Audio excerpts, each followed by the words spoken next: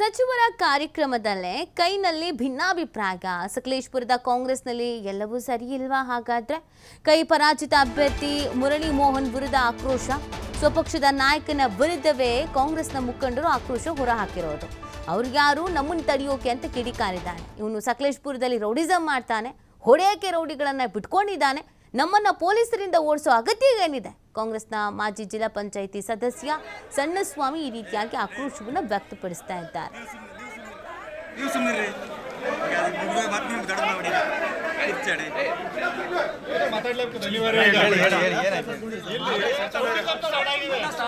ಸಕಲೇಶಪುರದಲ್ಲಿ rowdyism start ಆದ್ರೆ ಈಗ police ಅಧಿಕಾರಿಗಳ ಬೇಕಾದ್ರೆ ಹೇಳಿ ತಡೀಲಿ, ಬೇಡ ಅಂತ ಹೇಳಕ್ ಹೋಗಲ್ಲ. ಇವನ್ ಯಾರ್ರಿ ತಡೆಯಕ್ಕೆ?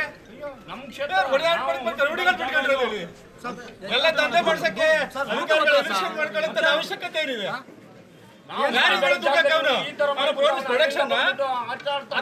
ರಕ್ಷಣೆ ಬಿಟ್ಟವ್ರೆ ಏನಾದ್ರು ಇಲ್ಲಿ ನೀನ್ ಬರ್ಬೇಡ ಅಂತ ಹೇಳಕ್ಕೆ ಪೊಲೀಸ್ ದೂರ್ಲಿ ಸರ್ ಪರವಾಗಿಲ್ಲ ಸರ್. ನಮಗೊಂದು ಅಂತೇಳಿ ಏನ್ ಗುಂಡಗಿರಿ ಮಾಡಕ್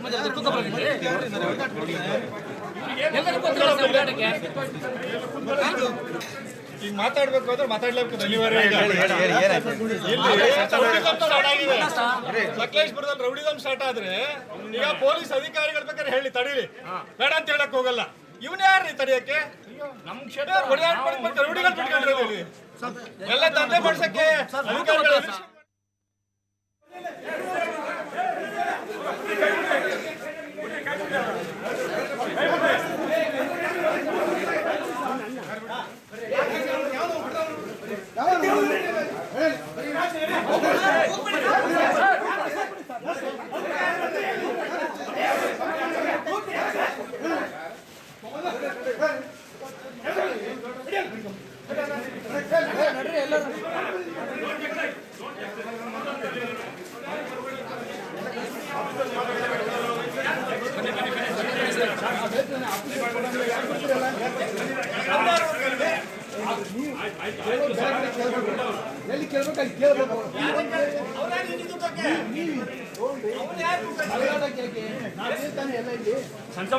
ಸ್ವಲ್ಪ ಸಮಾಧಾನ.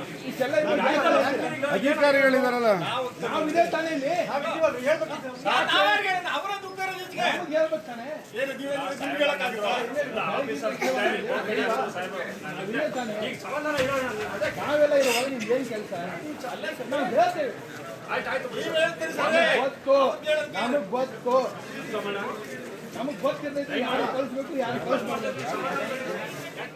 ಈ ಬಗ್ಗೆ ಮಾಹಿತಿ ನೀಡ್ತಾರೆ ನಮ್ಮ ಪ್ರತಿನಿಧಿ ಪ್ರಕಾಶ್.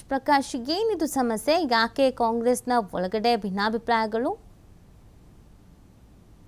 ಹಾಸನ ಜಿಲ್ಲೆ ಸಕಲೇಶಪುರದಲ್ಲಿ ನಡೆದಿರುವಂತಹ ಘಟನೆ. ಯಾಕಂದ್ರೆ ಈ ವಿಡಿಯೋ ತಡವಾಗಿ ವೈರಲ್ ಆಗಿರ್ತಕ್ಕಂಥದ್ದು. ನಿನ್ನೆ ಜನಸ್ಪಂದನ ಕಾರ್ಯಕ್ರಮದಲ್ಲಿ ಹಾಲಿ ಉಸ್ತುವಾರಿ ಸಚಿವ ಕೃಷ್ಣ ಬೈರೇಗೌಡರು ಕೂಡ ಇಲ್ಲಿಗೆ ಆಗಮಿಸಿರ್ತಾರೆ. ಆಗಮಿಸಿದಂತಹ ಸಂದರ್ಭದಲ್ಲಿ ಒಂದು ಬಣದ ಗುಂಪು ಅಂದ್ರೆ ಮಾಜಿ ಜಿಲ್ಲಾ ಪಂಚಾಯತ್ ಸದಸ್ಯರು ಅದು ಜನಸ್ಪಂದನ ಕಾರ್ಯಕ್ರಮಕ್ಕೆ ಹೋಗುವಂತಹ ಸಂದರ್ಭದಲ್ಲಿ ಅಲ್ಲಿನ ಪೊಲೀಸರು ಅಂದ್ರೆ ಬಾಗ್ಲಿಗೆ ಬಂದಂತ ಸಂದರ್ಭದಲ್ಲಿ ತಳ್ಳಿದ್ದಾರೆ ಅನ್ನುವ ಆರೋಪಗಳನ್ನ, ಜೊತೆಗೆ ಮಾತಿನ ಚಕಮಕಿ ನಡೆದಿದೆ ಪೊಲೀಸರು ಮತ್ತೆ ರಾಜಕೀಯ ಕಾಂಗ್ರೆಸ್ ಕೈ ಮುಖಂಡರ ನಡುವೆ ಅನ್ನುವ ಆರೋಪಗಳು ಈಗ ಸದ್ಯಕ್ಕೆ ಕೇಳಿ ಬರ್ತಾ ಇರುವಂತದ್ದು. ಇದಕ್ಕೆ ಸಂಬಂಧಪಟ್ಟ ಹಾಗೆ ಒಂದು ಆರೋಪವನ್ನ ಈಗಾಗಲೇ ಅಲ್ಲಿನ ಕೈ ಮುಖಂಡ ಸಣ್ಣಸ್ವಾಮಿ ಅವರು ಮಾಡ್ತಾ ಇರುವಂತದ್ದು. ಹಾಲಿ ಕಾಂಗ್ರೆಸ್ ಪರಾಜಿತ ಅಭ್ಯರ್ಥಿಯ ಮೇಲೆ ಒಂದು ಆರೋಪವನ್ನ ಕೂಡ ಈಗಾಗಲೇ ಮಾಡ್ತಾ ಇರುವಂತದ್ದು. ಅಂದ್ರೆ ಅವರು ಹೇಳಿದ ಹಾಗೆ ಸಕಲೇಶಪುರದಲ್ಲಿ ನಡೀತಾ ಇದೆ. ಹಾಗಾಗಿ ಕಾಂಗ್ರೆಸ್ ಕಾರ್ಯಕರ್ತರಲ್ಲಿಗೆ ಎಲ್ಲೋ ಒಂದ್ ಕಡೆ ಅಸಮಾಧಾನ ವ್ಯಕ್ತವಾಗ್ತಾ ಇದೆ, ಗುಂಪುಗಾರಿಕೆ ನಡೀತಾ ಇದೆ ಅನ್ನುವ ಆರೋಪವನ್ನ ಸದ್ಯಕ್ಕೆ ಈಗಾಗಲೇ ಮಾಡ್ತಾ ಇರುವಂತದ್ದು.